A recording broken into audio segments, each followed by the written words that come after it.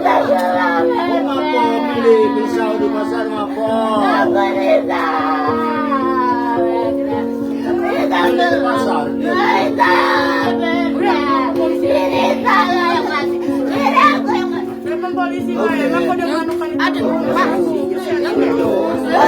Sudah ditelepon.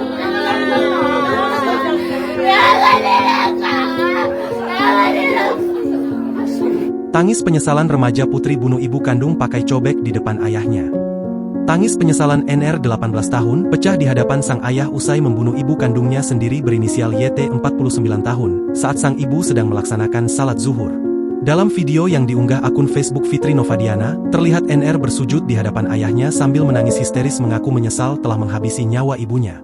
Sang ayah terlihat terpukul namun tetap menanyakan alasan anaknya membeli pisau di pasar. Pisau yang kemudian digunakan NR untuk menusuk ibunya setelah memukul dengan ulekan cobek hingga ibunya tersungkur. Peristiwa memilukan ini terjadi di rumah korban dan pelaku di Jalan Manggis 1 Kelurahan Panorama Kecamatan Singaran Pati Kota Bengkulu, Sabtu, 2 Agustus 2025, pukul 13 waktu Indonesia Barat. Saat kejadian, korban tengah khusyuk menunaikan salat zuhur. Tanpa diduga, tersangka NR mendekati ibunya dan langsung memukul dengan ulekan cobek lalu menikamnya berkali-kali menggunakan pisau dapur. Kanit Reskrim Polsek Gading Cempaka, Ibtu Putra Agung, saat dikonfirmasi membenarkan peristiwa ini. Ibtu Putra mengatakan penangkapan terhadap tersangka NR dilakukan setelah pihaknya menerima laporan dari masyarakat.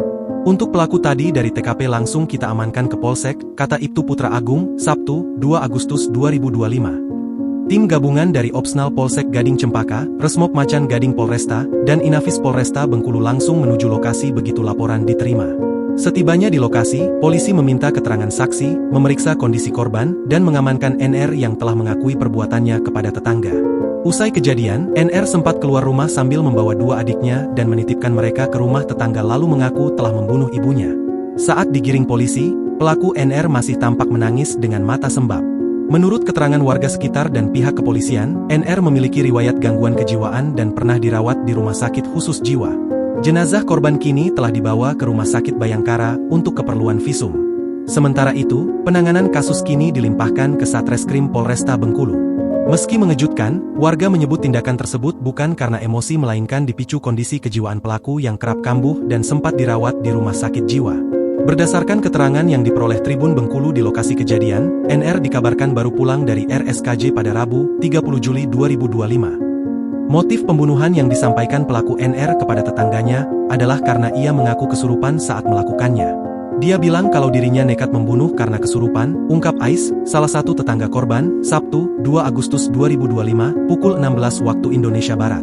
Setelah menyampaikan bahwa dirinya kesurupan, pelaku NR juga berpesan kepada tetangganya agar menjaga kedua adiknya. Ia mengaku akan pergi ke akhirat setelah mengakui bahwa dirinya telah membunuh ibu kandungnya. Tetangga korban yang mengetahui kejadian tersebut langsung mengamankan NR sambil mengecek kondisi korban di rumah. Saat mereka masuk ke dalam rumah, korban sudah ditemukan dalam keadaan tewas bersimbah darah. Download Tribun X sekarang. Menghadirkan lokal menjadi Indonesia.